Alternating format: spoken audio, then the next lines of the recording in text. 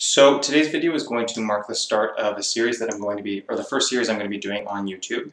And it is all going to revolve around breaking down each week what went on in the financial world, news-wise, and try and explain it in an understandable way for the average person who isn't necessarily associated with finance, so that you can understand what's going on in the world and how it might affect you.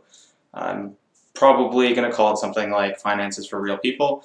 If you have any suggestions for a name for this series, I would very much appreciate it. It's something that sort of rolls off the tongue.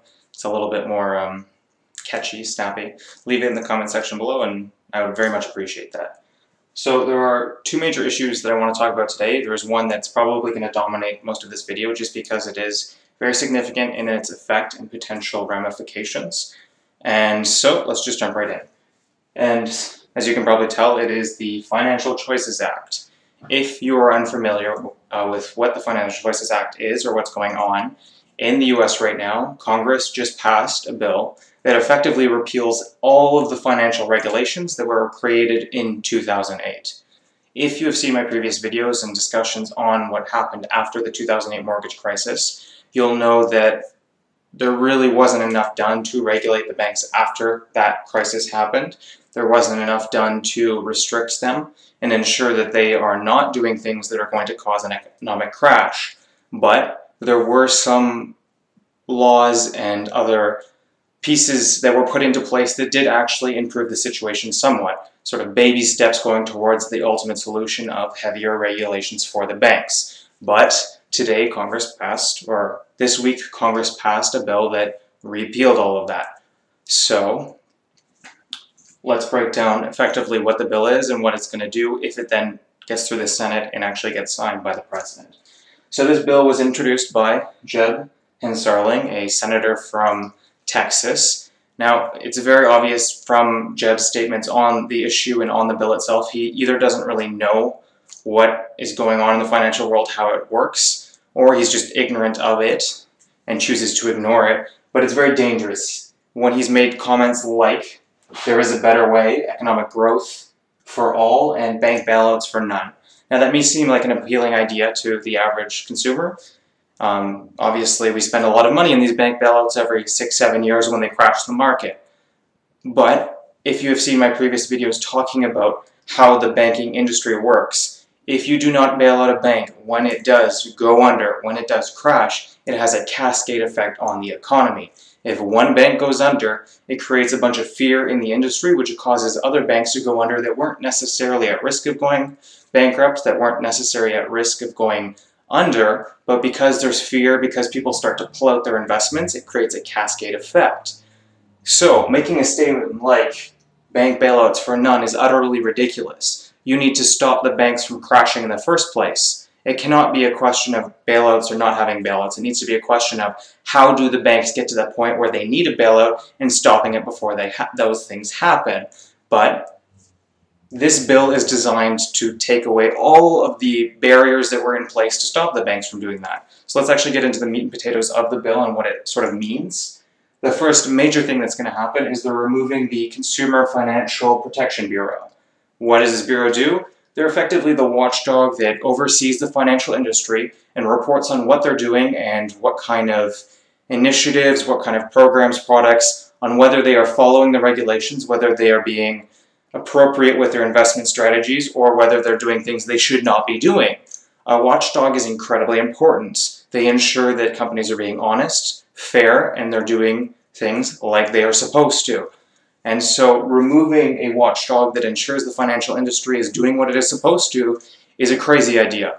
You're allowing banks and other financial institutions to effectively operate in the dark, operate in the shadows, where they don't have to answer to anybody. And that is a very scary thing, because when nobody's watching, you start to do things that are inappropriate. You start to do things you're not supposed to, and most of those things eventually will lead to a market crash. So that is a terrible idea to do, to remove an organization that ensures the banks are at least being somewhat honest. Not perfectly, that definitely hasn't happened yet, but it does ensure a certain degree of honesty in their practices, and by removing that group, it is a terrible idea. The second major thing they're going to be doing is removing restrictions on investments. So there are a lot of sort of rules and regulations set out into what a bank can actually invest the money they have into. So when you deposit money into a checking account, the bank effectively aggregates all of the checking accounts they have and other savings accounts and then invests that money in certain things. There are requirements for how much cash they have to have on hand. There's requirements on what type of investments they can invest in and how much they can invest in those different investments. And a major part of that is they cannot invest in high-risk investments, stocks, equity, and various other things. The reason behind that is if an equity market ever crashed, it would probably cause a bank to crash. So they want to separate the two so that there is a certain degree of safety. This removal of the restrictions effectively says you can invest in high-risk equity, high-risk various other forms of investments. That's a terrible idea. Again, there's really nothing good about this bill. It's sort of quote-unquote more democratic. It's a terrible idea. There's really nothing positive that does come out of this bill. And removing restrictions on what banks can do means that they'll invest in things like mortgages, high-risk mortgages. Guess how that happened? What happened with that? 2008 mortgage crisis. You're going to see more and more crashes like this if this bill were to pass through and it were to take effect.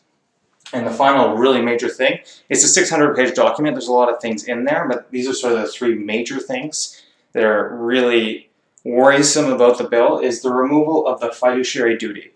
So the fiduciary duty is effectively means that financial advisors and other individuals working in the financial industry have to put their clients' interests before their own.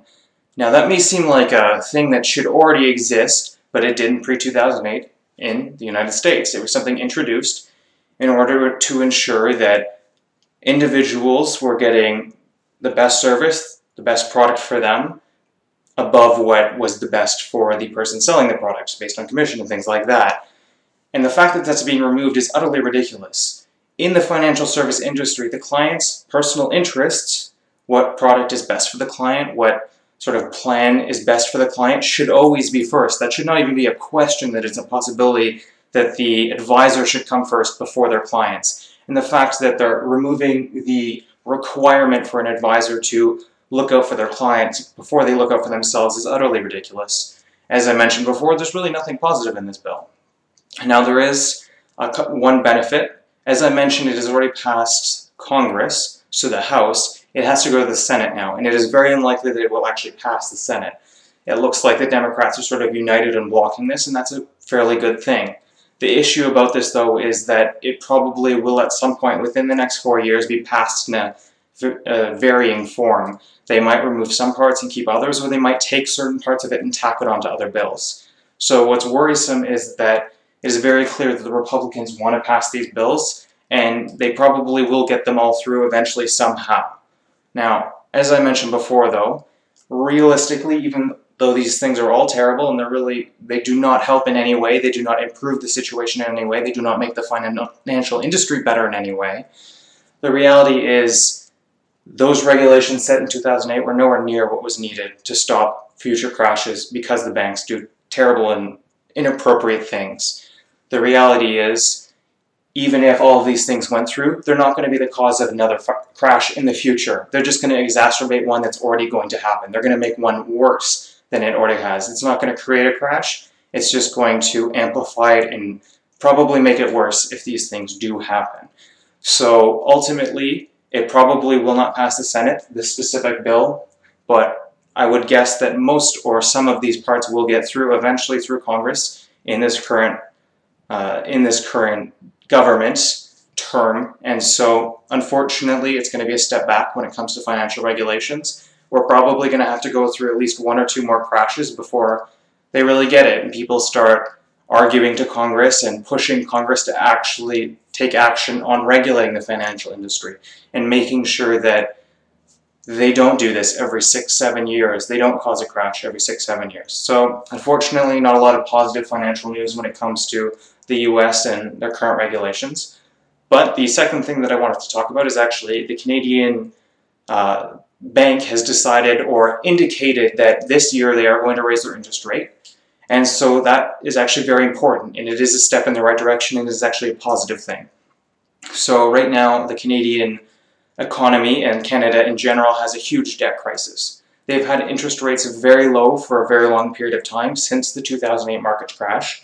And so people have been taking on an extreme amount of debt. a lot of debt that they really cannot afford, especially in places like Toronto and Vancouver, where housing markets are insane right now. They're taking on huge mortgages in order to buy a house. And by raising interest rates, what the Bank of Canada is going to do, hopefully, is start to reduce that debt. People are going to say, okay, I can't actually afford this $1 million house. I guess I'll wait. I'll rent for a bit longer and build up my savings. Hopefully, it will ease some of the sort of growing debt crisis and growing mortgage crisis in Canada. If they do it slowly and gradually increase the rate, it also likely won't act as a trigger for any crises. So one positive in sort of the financial news of the week is that the Canadian government is doing something that is important. They probably should have done it sooner, but now that they're indicating that they will do it, it is positive and hopefully will remediate one of the issues with the Canadian economy.